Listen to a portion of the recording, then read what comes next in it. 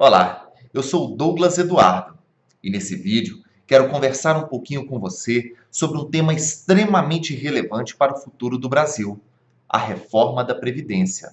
Nosso vídeo será dividido em duas partes. Na primeira, falaremos sobre a necessidade da reforma e na segunda, comentaremos as principais mudanças. Diante de tantos boatos e polêmicas em torno do assunto, fato é que a reforma da Previdência não é uma opção, mas sim uma necessidade para o futuro do Brasil. Há que se considerar que o contexto populacional brasileiro vem se modificando consideravelmente nos últimos anos.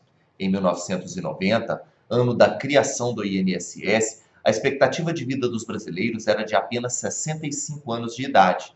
25 anos depois, em 2015, essa expectativa de vida subiu para 75 anos de idade.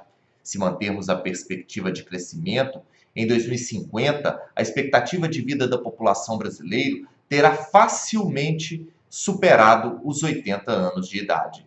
Por outro lado, a taxa de fertilidade ou o número de filhos por mulher tem diminuído nas últimas décadas. Em 1990, segundo dados do Banco Mundial, cada brasileira tinha em média 2,8 filhos. Em 2015, esse número caiu para 1,8 filhos por mulher. Com isso, em pouco tempo, o Brasil verá um declínio da sua população. Serão menos pessoas produzindo e gerando renda, o que, associado ao aumento acelerado do número de idosos, cria uma situação insustentável para o modelo previdenciário atual. Devemos ressaltar que o regime geral de previdência não possui reservas, ou seja, os benefícios atuais são pagos com a sua contribuição. Se amanhã o número de trabalhadores na ativa não for substancialmente superior ao número de aposentados, a Previdência simplesmente não terá recursos para pagar a sua aposentadoria. E essa é uma realidade para a qual caminhamos. Hoje, o Brasil possui 7,84% de sua população acima de 65 anos. Em 2060, este número subirá para 26,7%. Portanto, não há como fugir da realidade.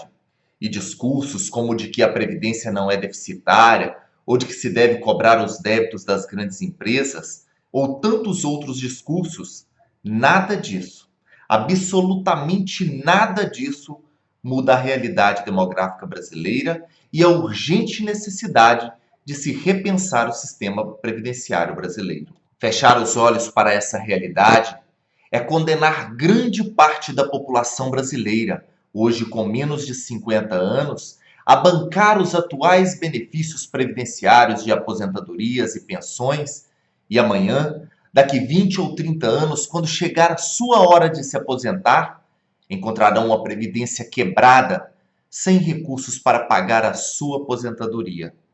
Superada a questão da necessidade da reforma da Previdência, conversaremos agora um pouco sobre as principais mudanças da reforma previdenciária. Em dezembro passado, o Executivo apresentou ao Congresso Nacional a PEC 287 de 2016, também conhecida como a Reforma da Previdência. O texto, depois de intensa discussão na Câmara dos Deputados, audiências públicas realizadas, o relator optou por apresentar um texto substitutivo, no qual ficaram definidas as seguintes regras.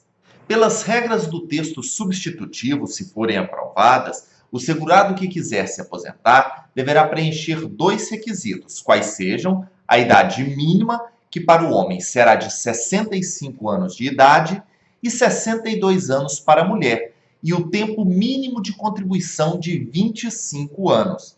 Essas regras, no entanto, não contemplam os trabalhadores rurais, nem professores e nem militares. Para os trabalhadores rurais, ficou definido que a regra será de 60 anos de idade no mínimo para homem e 57 anos para a mulher, sendo exigido o período mínimo de contribuição de 15 anos. Já para os professores, ficou limitado a idade mínima de 60 anos, tanto para homem quanto para mulher, e o tempo mínimo de contribuição de 25 anos. Já para os militares, o texto deixou em aberto para que os estados façam a regulamentação.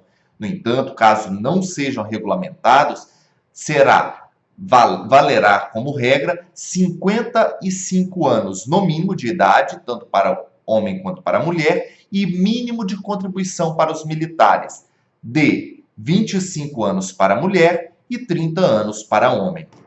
Em relação ao valor do benefício, este variará de acordo com o tempo de contribuição do segurado, partindo do mínimo de 70% da média de contribuições do segurado, que contribuir por pelo menos 25 anos, sendo acrescentado ao valor do benefício 1,5% por ano dos 26 aos 30 anos, 2% dos 31 aos 35 anos e 2,5% dos 36 aos 40 anos, quando então se atingirá o valor máximo do benefício, que será de 100% da média de contribuições. Em relação à pensão por morte, o texto da reforma prevê que o valor do benefício será de 50% mais 10% por dependente, até se atingir o valor máximo de 100%.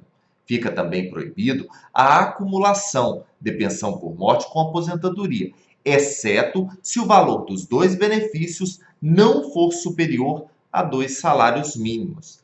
Quando o dependente tiver direito à pensão por morte e à aposentadoria, será dado a ele a possibilidade de escolher entre um ou outro. E como fica a regra de transição? Para os que pretendem se aposentar por tempo de contribuição, será exigido a idade mínima de 53 anos para a mulher e 55 anos para o homem, além de um pedágio de 30% sobre o período que faltar para completar o tempo mínimo de contribuição. É importante ressaltar que a idade mínima será acrescentada em 1 ano a cada 2 após o terceiro ano de vigência da norma. Já para os que pretendem se aposentar por idade, será exigido a idade mínima de 65 anos para homem e 60 anos para mulher, além, é claro, do tempo mínimo de 180 contribuições. Lembrando que essas contribuições serão majoradas em 6 contribuições por ano após o terceiro ano de vigência da norma, até se atingir o mínimo de 25 anos de contribuição. Bom, espero ter elucidado pelo menos um pouquinho do tema. Se você gostou do vídeo, não deixe de curtir. Muito obrigado por ter assistido e até a próxima. Tchau!